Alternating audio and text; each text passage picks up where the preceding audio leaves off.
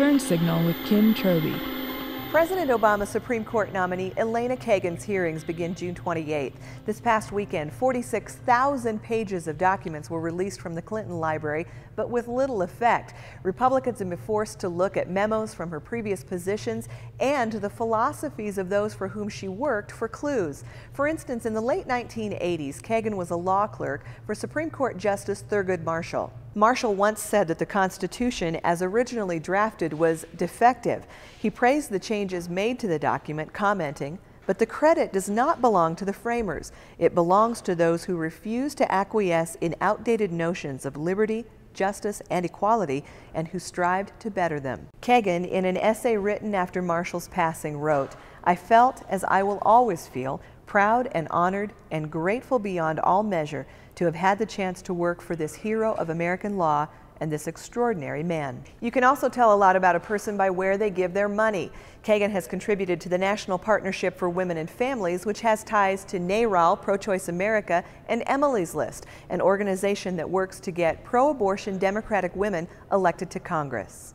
Bruce Houseconneck, judicial analyst with CitizenLink, said the information is revealing. Well, it reveals that this nominee has been invested her whole life in liberal causes.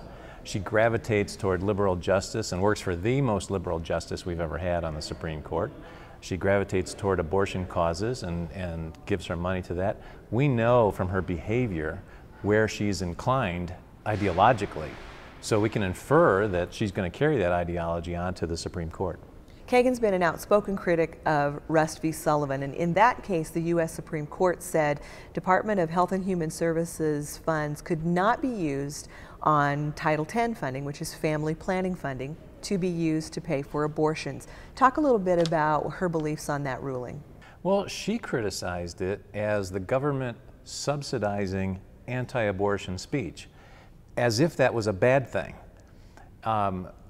Our perspective is that the government should be subsidizing all the anti-abortion speech that we can possibly think of.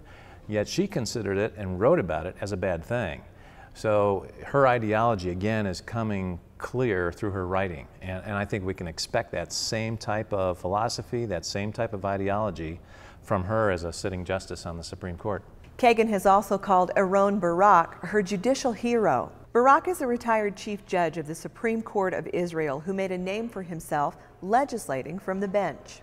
Kagan told the audience at Harvard when Barak was awarded the Peter Gruber Foundation Justice Prize in 2006, "He is the judge who has best advanced democracy, human rights, the rule of law, and justice." There's still time to tell your senators your thoughts on the Kagan nomination. Just go to citizenlink.com and click on the Action Center button at the top of the page.